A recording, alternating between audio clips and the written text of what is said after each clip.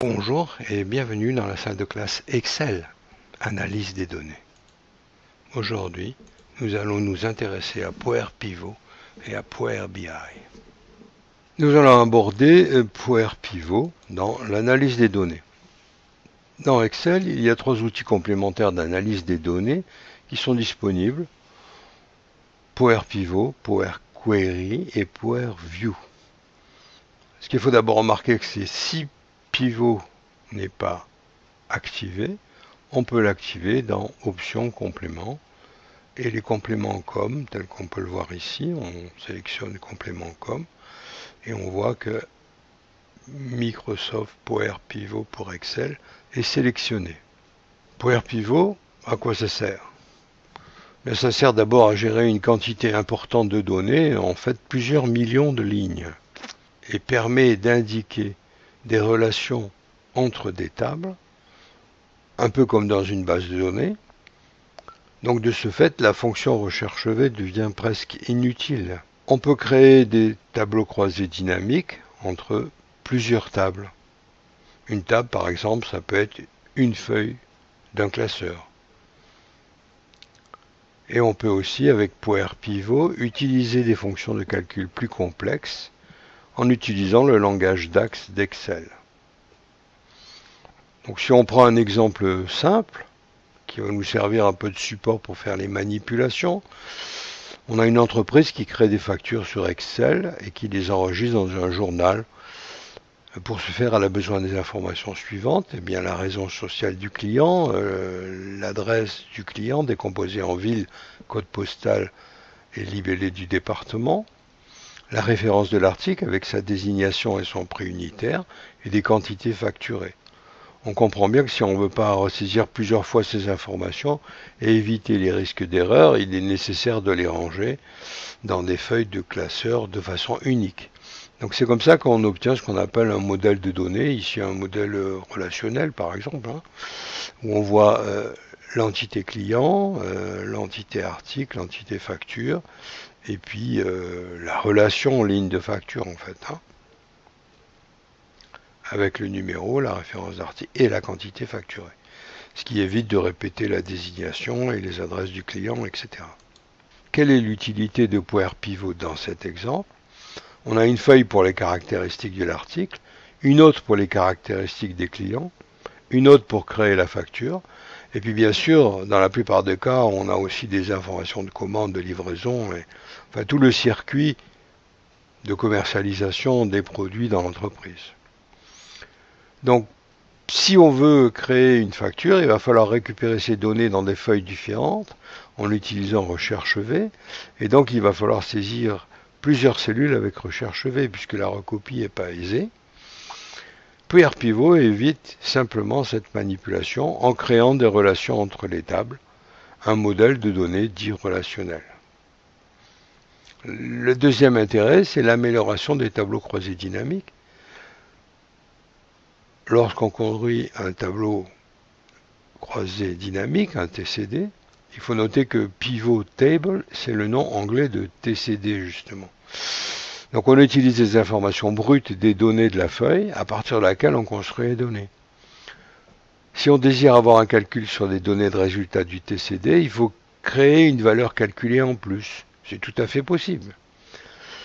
Mais l'inconvénient, c'est si on veut utiliser cette valeur calculée dans un autre tableau, dans une autre colonne à côté du tableau, eh bien son expression est très complexe et la recopie incrémentée est quasi impossible. Voilà par exemple un tableau croisé dynamique qui a travaillé sur différentes personnes, considérant le salaire mensuel moyen par statut et par site. On voit des personnes cadres, non cadres, cadres supérieurs, avec les différentes localisations. Alors le tableau d'une façon, suivant les lignes et les colonnes, et ici uniquement en colonne avec un regroupement par métropole. Eh bien, si on désire simplement obtenir la somme des valeurs pour Lille et pour Nice, on est obligé de faire une formule et on dit c'est B6 plus C6, vous voyez, B6 plus C6. En fait, on se retrouve avec une formule qui est de cette nature-là, en fait une formule très complexe. Et qui plus est, lorsqu'on la recopie, eh bien la recopie est quasiment identique, c'est-à-dire que la recopie incrémentale est quasi impossible. Donc pour régler ces différents problèmes, on va utiliser PowerPivot et travailler sur un exemple qui utilise des fichiers de données qui sont dans des classeurs différents. Alors ces données pourraient être dans les feuilles d'un seul classeur. Mais là, on va considérer que l'on a plusieurs classeurs pour essayer de complexifier le problème. Pour commencer à utiliser PowerPivot, eh bien, on ouvre un classeur vide dans lequel on va importer tous les fichiers nécessaires à PowerPivot. Donc on voit ici dans le menu PowerPivot, on peut remarquer par l'intermédiaire des options, au niveau des compléments, que l'on a bien les compléments comme, ici, complément d'application actif, avec PowerPivot pour Excel. Bon, on a mis PowerView aussi, hein. Et on a des compléments qui sont inactifs, qu'on pourrait bien sûr intégrer. Alors en principe, quand on veut atteindre des compléments, on va complément comme pour la gestion, on les atteint, et c'est là on voit ce que l'on peut mettre ou ne pas mettre dans les menus. Donc on va annuler, on appelle PowerPivot, et on demande à gérer un modèle. Et là il ouvre cette fameuse fenêtre que beaucoup appellent le cube. Ce sont des mots américains qu'on a traduits en français. Bon, appelons ça le cube, hein, mais disons c'est la fenêtre PowerPivot pour Excel qui concerne le classeur 1 qui nous intéresse, que l'on a créé. Donc qu'est-ce qu'on fait d'abord? Eh bien, on cherche à obtenir des données. Alors ces données, on a dit qu'il s'agissait de feuilles de ce classeur Excel, dans lesquels il n'y a qu'une seule feuille, mais on pourrait les choisir. Donc c'est pas à partir d'une base de données, c'est pas à partir d'un service de données, c'est à partir d'autres sources. Il n'y a pas de connexion existante, vous voyez qu'il y a plusieurs possibilités avec toutes les bases de données les plus connues aujourd'hui.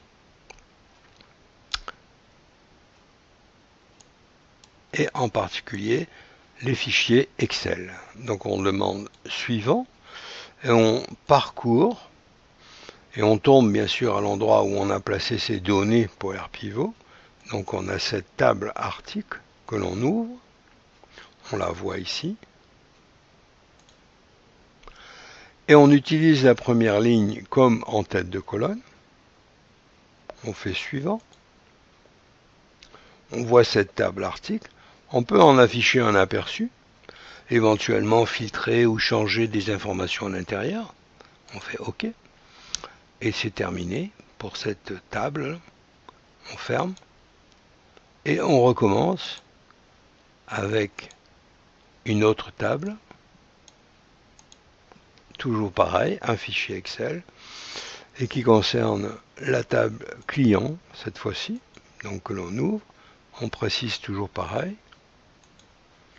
On pourrait la voir, hein, mais bon, voilà, client fermé. Et on voit arriver ici cette fameuse table client. Et il nous manque la notion de facture, c'est-à-dire à l'endroit où il y a ces fameuses quantités. Facturer à partir d'autres sources.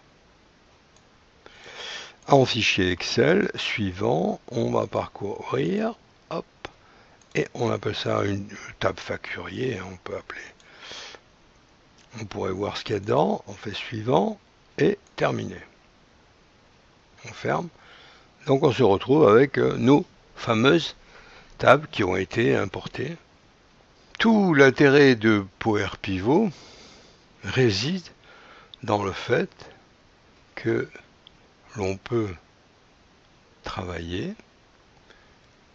un modèle de données. Parce que là, à présent, il n'y a rien qui précise que finalement ces feuilles sont en relation. Donc pour ce faire, on va passer par la vue diagramme. Il y a plusieurs façons de procéder. Mais là, c'en est une. Donc on voit bien que entre ces deux informations, il y a ici une référence article avec une référence article. Et là, un numéro de client avec un numéro de client. Et là, on a construit ce modèle de données qui nous dit, par exemple, que un article peut faire partie de plusieurs factures et que, en fait, un client peut avoir plusieurs factures aussi. Donc, une facture appartient à un et un seul client. Et dans une facture, la ligne de facture concerne une et une seule référence article. C'est le principe du relationnel. Donc si j'en retourne à la vue des données, là maintenant, eh bien il sait qu'il y a relation entre ces 10 informations. Donc à partir du moment où il sait qu'il y a une relation entre ces informations, eh bien il est possible de travailler sur différents sujets. Alors le premier sujet, c'est qu'il n'y a pas de montant facturé.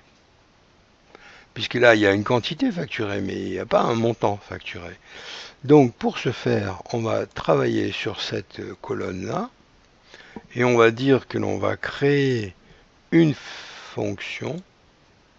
Cette fonction utilise ce qu'on appelle le langage DAX, qui est un langage qui ressemble un peu au langage classique que l'on trouve dans Excel, au niveau des fonctions. Donc je les passe toutes, là vous voyez qu'il y en a quand même un certain nombre qui ressemblent, les max, les min, enfin il y a beaucoup de fonctions qui sont identiques à Excel. Et il y en a une qui s'appelle Related.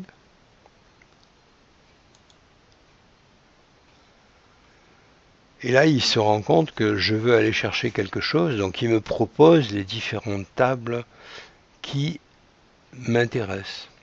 En particulier, ce qui m'intéresse, c'est de ramener le prix unitaire. Et je ferme la parenthèse. Je fais entrer. Et bien sûr, il me met le prix unitaire de ces différents articles.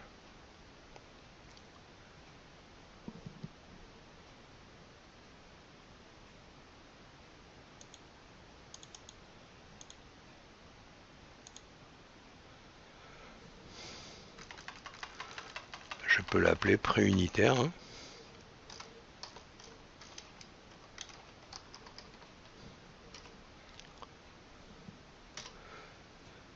Et maintenant, ici, je peux m'amuser à faire un calcul tout simple qui est la quantité facturée multipliée par le prix unitaire, ce qui me donne le montant. Et vous voyez qu'à chaque fois, il me fait la totalité du vecteur. C'est une formule de calcul plutôt matricielle.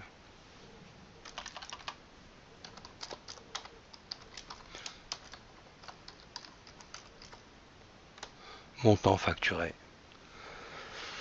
Voilà comment j'obtiens mon montant facturé sur mes lignes de facture. Et je peux donc enregistrer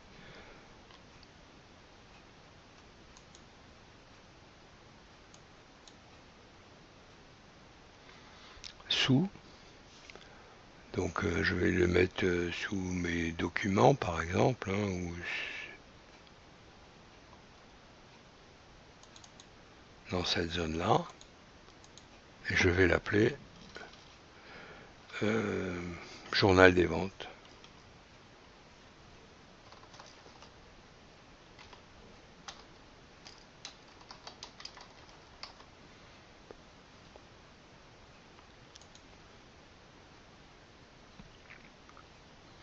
Donc j'ai créé un journal de vente. Alors bien sûr, il n'y a rien dans ce journal de vente, mais si j'appelle Power Pivot, eh bien je retrouve mes différentes informations. Et derrière, j'ai toujours ma feuille de calcul qui est présente. Un autre intérêt,